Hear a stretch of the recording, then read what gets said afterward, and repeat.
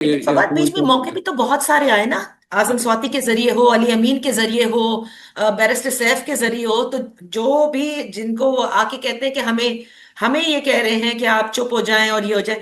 I am sure कि जब भी इस्टेब्लिशमेंट ने माजी में भी सियासतदानों के साथ किसी किस्म की कोई डील की है तो इस्टेब्लिशमेंट की टर्म्स पर होती है। पॉलिटिशियंस की टर्म पे तो मैंने नहीं होती देखी।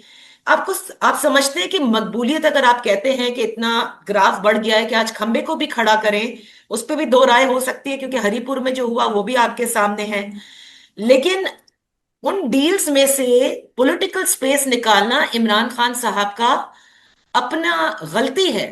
क्योंकि क्या आज तक स्टैब्लिशमेंट से टक्कर के बाद कोई भी सियासी जमात आपको लगता है कि एग्जिस्ट कर पाई है या निजाम का हिस्सा रही है?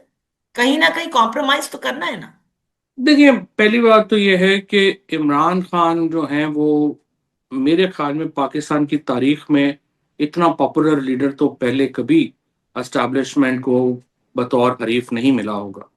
टू बी फेयर विद, इससे पहले जितनी बार भी एस्टैब्लिशमेंट ने किया है वहां पे बराबर की जोड़ था। लेकिन अब तो इमरान खान ने ऑर्डर ही पूरा जो है वो बदल दिया है, और हरीपुर में उमर अयूब हारे हैं, इमरान खान नहीं हारे। अगर इमरान खान ने उस इलेक्शन को कॉल ऑन दिया होता, वो कहते कि वो आप इलेक्शन लड़ते हैं, इस वक्त भी उमर अयूब को छोड़ें। अगर इमरान खान ने जो कहा था, पीटीआई ने किया होता और 30 साल से किसी नौजवान को वोट इन्होंने टिकट दे दिया होता, things would have been different. लेकिन वो अनफॉर्चुनेटली वो नहीं किया इन्होंने, और जो भी उन्होंने किया उसकी वजह से। लेकिन इसके बावजूद मैं ये समझता हूँ कि जो इमरान खान की जो टर्म्स हैं उनको आप बिल्कुल माइनस तो नहीं कर सकते। जो स्पेस क्रिएट करने की बात है, मेरे ख्याल में आजम सवाती हो या सैफ हो या अली अमीन हो, वो हम्म। मेरे ख्याल में they were not like the serious enough people कि जो कि इस तरह का स्पेस जो है वो क्रिएट कर सकते थे। और इसीलिए मेरे ख्याल में फिलहाल इमरान खान से ज्यादा इंपॉर्टेंट ये था कि जो कोट लखपत में लोग कैद हैं उनको रिलीफ दिया जाता ताकि वो बाहर आते। शाह महमूद हैं, एजाज चौधरी हैं, अपने यास्मीन राशिद हैं, महमूद रशीद हैं, ये लोग इमरान खान से बात कर सकते हैं। और दूसरी बात यह है, वो उनकी बात करने को मेरा तैयार थे फवाद, क्योंकि आपकी तो मुलाकात भी हुई थी ना शाह महमूद बिल्कुल से। बिल्कुल कोई शुबह ही नहीं है कि इमरान खान बात करते। अगर उनको माहौल आप बातचीत का बनाते तो फिर राना सनाउल्लाह साहब से जब इन्होंने डायरेक्ट बात की तो मैंने राना साहब को ये कहा कि आपने बरह रास्त बातचीत करके गलती की है, क्योंकि माहौल नहीं है। इतने हाई टेम्परेचर में आप बात नहीं कर सकते, आप पहले टेम्परेचर तो नीचे लेके आए। और राना साहब ने बाद में मेरे साथ एग्री किया कि ये हमारी डायरेक्ट बातचीत नहीं हो सकती, क्योंकि इसमें जो है। और खान साहब से जो मेरा मेरा जो समझता हूँ, मेरे जो डिफरेंट डिफरेंट जहाँ पे मैं उनसे डिफर करता हूँ, दैट इज कि वो अपना अपोजिशन अलायंस नहीं बना सके। अगर आज मौलाना फजलुर रहमान, पीर साहब पगाड़ा, हाफिज नईम और ये लोग पीटीआई के साथ जुड़े होते तो मुज़ाकरात की नोयत और अहमियत और होनी थी, और इन लोगों को रिफ्यूज नहीं किया जा सकता था। And they would have been Maulana Fazlur Rahman, जो भी आप कहें, उनका जो कद है पाकिस्तान की सियासत में, पीर साहब पगाड़ा का जो कद है, हाफिज नईम साहब का जो कद है, ये लोग थे जो बफर का रोल अदा कर सकते थे हुकूमत, एस्टेब्लिशमेंट और पीटीआई के दरमियान। लेकिन वो पीटीआई में चूंकि लोग नहीं हैं जो इनको जोड़ सकते साथ, तो that led to a problem. लेकिन पीटीआई तो वही करती है ना जो इमरान खान कहते हैं। अगर इमरान खान वाकई चाहते हैं कि ये अलायंस बने, तो उनकी जमात में जो भी अभी लोग मौजूद हैं या जो भी इस वक्त क़यादत मौजूद है वो कर गुजरती फवाद।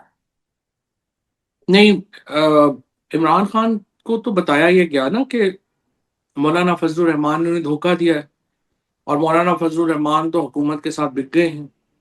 तो फिर हम्म। जाहिर है कि वो कैसे जो है वो किया जाता। मौजूदा जो लीडरशिप है पीटीआई के अंदर, पहले तो उनकी कोई हैसियत नहीं है। वो नौवारद है सियासत के अंदर, किसी का 12 महीने की सियासत है, किसी की 16 महीने की पॉलिटिक्स है।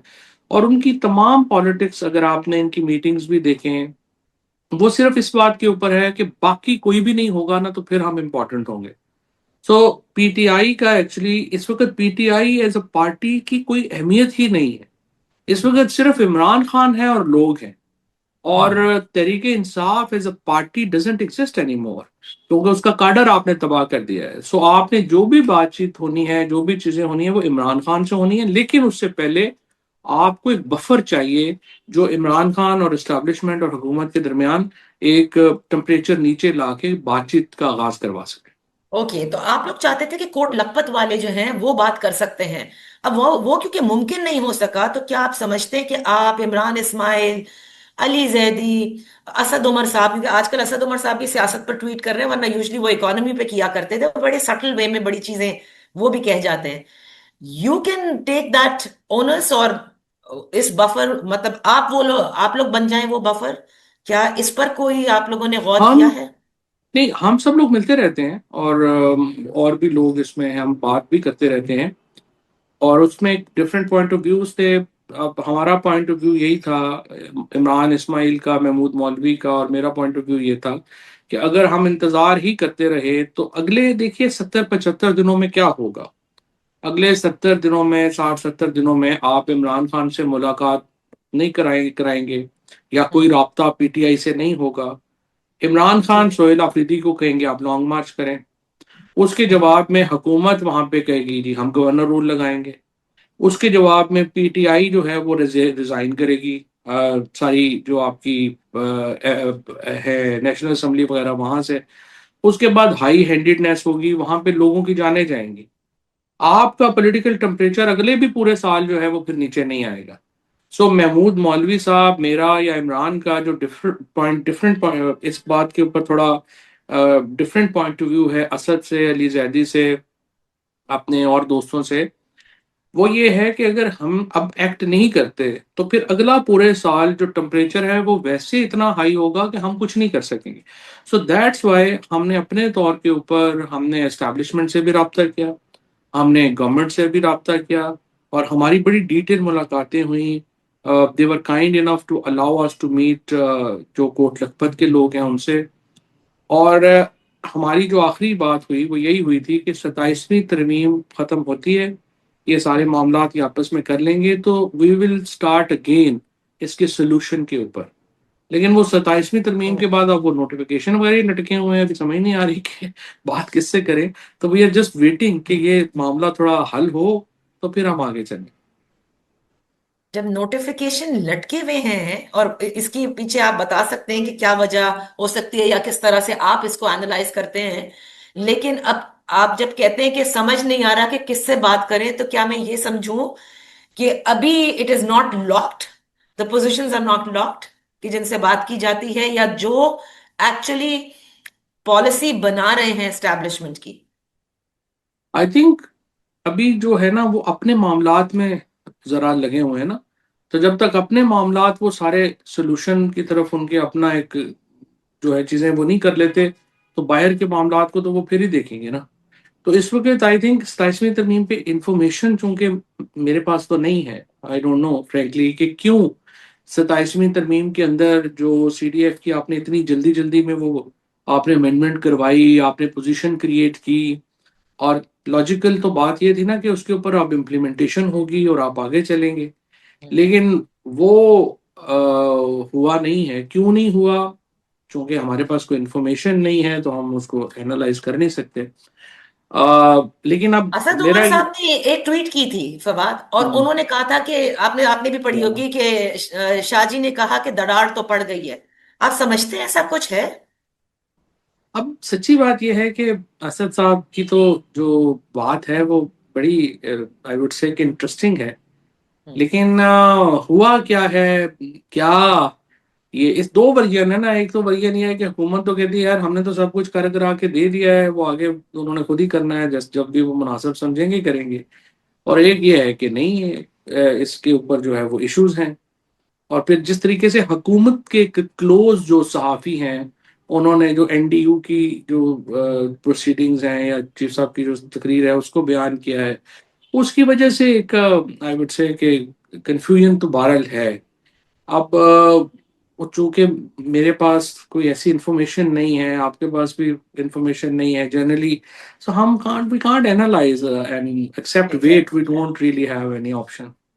मुझे इससे वो भी याद आ रहा है जो आप लोगों की हुकूमत में हुआ था, जिस वक्त, if I am not mistaken, DJI जब हम्म। चेंज होने थे, नदीम अंजुम को बना दिया गया था, फिर था कि नहीं जी मुझे 3 नाम या जो प्रपोज करने वाले नाम है वो भेजें, फिर मैं इंटरव्यू करूंगा, इमरान खान साहब ने कहा था। उस वक्त भी ये वाले मामला जो हैं, लग रहा था कि आप लोगों की हुकूमत के भी गड़बड़ हो रहे हैं।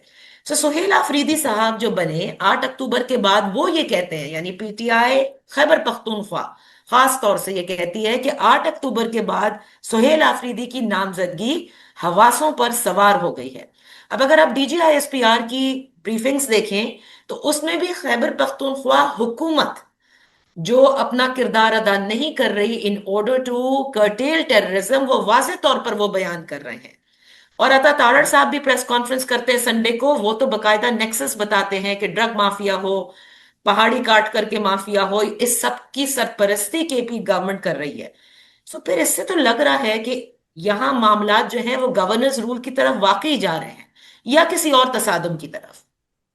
देखो, अगर गवर्नर रूल को आप एनालाइज करें, आर्टिकल 234 को, जो जी। 18th अमेंडमेंट के बाद आया है, तो देखिए ना, प्रोविंशियल असेंबली के बगैर वो गवर्नर रूल जो है वो चल ही नहीं सकता। सही। और पेशावर हाई कोर्ट के लिए ऑलमोस्ट इम्पॉसिबल होगा कि वो गवर्नर रूल को जो है वो जस्टिफाई करे, बिकॉज ये नहीं कि वहाँ पे कोई बड़े को और है, वहाँ पे लोकल प्रेशर्स होते हैं ना हर एक इन सोसाइटी के। और इसके साथ I must give credit to Sohail Afridi कि उसने वो किया है जो अब तक पीटीआई ने नहीं किया था। उसने बहुत अहम मुद्दों के ऊपर अपनी अपोजिशन को भी साथ जोड़ा है।